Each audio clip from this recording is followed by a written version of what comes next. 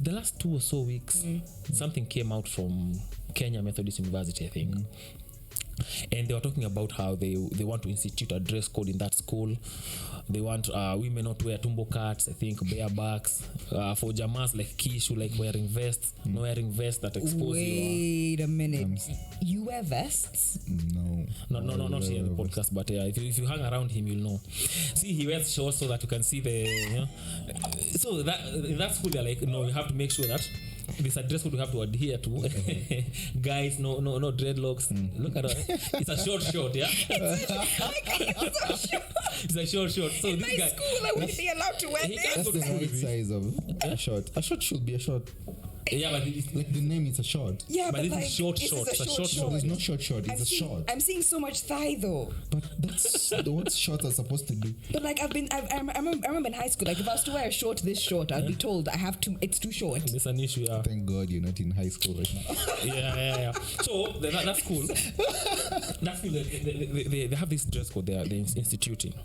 Now some people are saying it's unreasonable because these are adults. You're telling them you can't have dreadlocks, you can't wear tumbo cuts and bare backs and all those other nonsense. But I also see why they're doing it, and I kind of agree with it, but I'll throw it to you guys first, and then we can have this discussion. And because I'm a hospitable guy, I'm a good guy, I'll go with ladies first.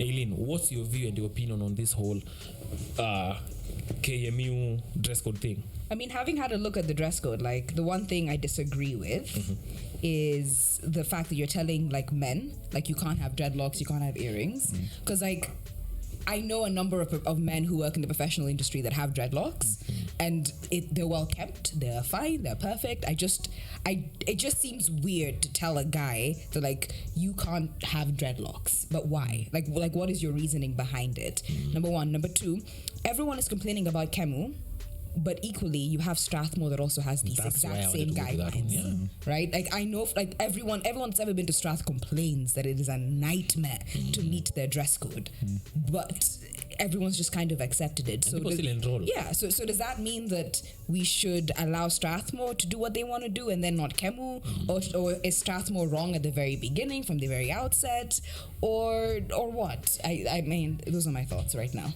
I think this was highlighted because they're trying to develop this new culture of dress code, but people are not happy with Strath also. But I think it was highlighted because it's a new thing happening to Kemu. It's not that we've accepted Strathmore's and now we are trying to fight all the Kemu stuff.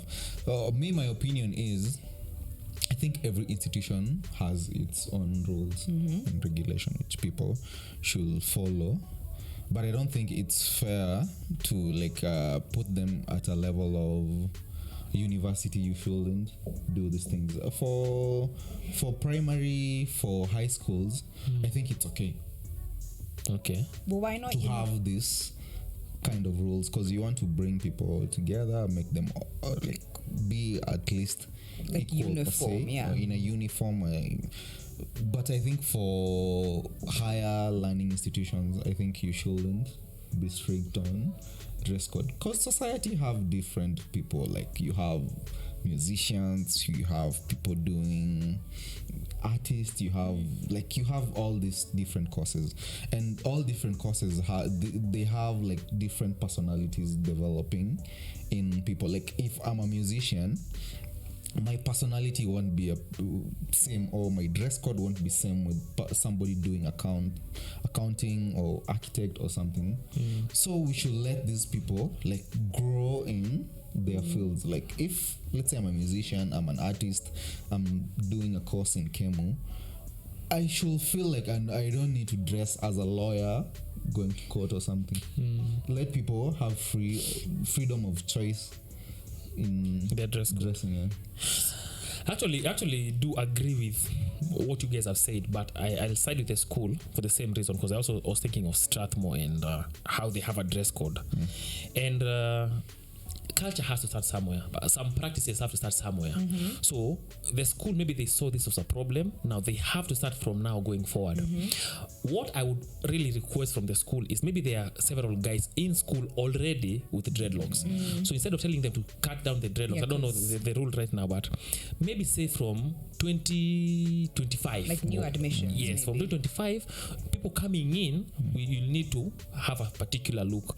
Now, when you say people have different personalities, so people should wear differently, I agree with that. But also, if you look at the police or the discipline forces, they have two types of uniforms. They have the ceremonial, and then they have the one that they go to the field with. So in school, let everyone dress the same. Then once you're done with school, you can wear whatever you want to wear. Back in the day, we used to have 8-4-4. So it means the 4 of university is still part of the core learning, core curriculum, whatever you want to say.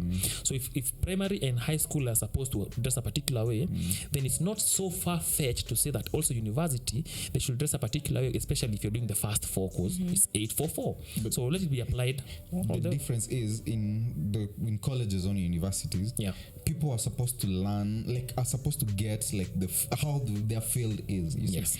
Let's say I wanted to become a lawyer, I should start dressing as a lawyer per se, or start behaving as a lawyer when I get to campus, because I get to learn this is how this from here I go to the field directly. So from here is when I'll start to start behaving as a lawyer per se. Unfortunately, I disagree, but let me explain first why I understand why Camus and Strathmore have these rules, right? Because in the professional workspace, you're supposed to dress a certain way, right? So the whole I can understand you saying the reason why we have these guidelines is to prepare you for the actual working world. Having said that, I will also say that the working world is changing, right? You no longer need to go to work in the 3-piece suit. As a woman, I no longer need to be in heels and a proper dress to show up in the office, right? And I think that the places that are teaching the next generation of workers are not quick to responding to that change. Number one. Number two, I'm in as much as I agree with what you're saying, and that the whole, because I did study law, and the whole point of going to university is to prepare you not only intellectually but also mentally and psychologically for this career, which means preparing you to dress a certain way every single day. I will say this: throughout the 3 years of my degree, I did not dress like a lawyer once. Routinely, I showed up, and full disclosure, right now I am not a lawyer. Maybe that's why. If you're a lawyer, but you're not practicing. I'm not an advocate. I'm not an advocate. Maybe if I dressed like an advocate, I would be an advocate today. Who knows? But I routinely showed up in outfits that made me comfortable to learn, not was trying to project a certain image. And I feel that's the point of university. University is a time for you to explore not only who you are but who you want to be before you go out into the professional world and you're kind of molded into something else again. That's the whole point of you being special. No, for this reason, I used to work somewhere where you are told dress up until you're told to dress down. Let people tell you to dress down. If I go to driving school right now, 99% of vehicles on our roads, they are automatic. But when you go to driving school, you're prepared the hard way, so manual. to speak. It's manual. So go to school, even if you want to be a musician or whatever, wear that suit, and so that when you're going for those corporate meetings, for example, when you're supposed, when you have to dress in a particular way, it's not weird, it's not awkward, because some people, you go to some organizations, they're we don't want dreadlocks here, we don't want such and such. You already know by the way, not everyone is very accepting of the life I'm living.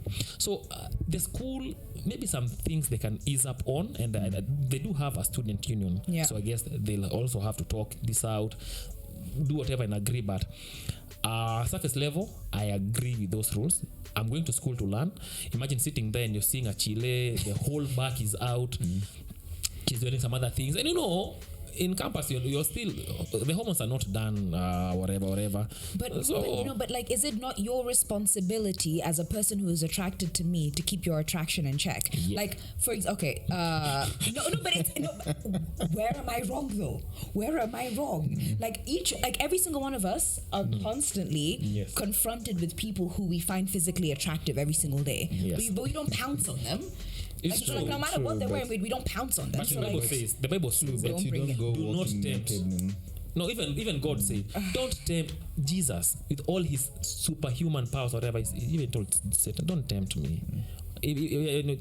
Satan told him, jump off and God will save you. Like, hey, do not try him, don't tempt him. So I shouldn't try you.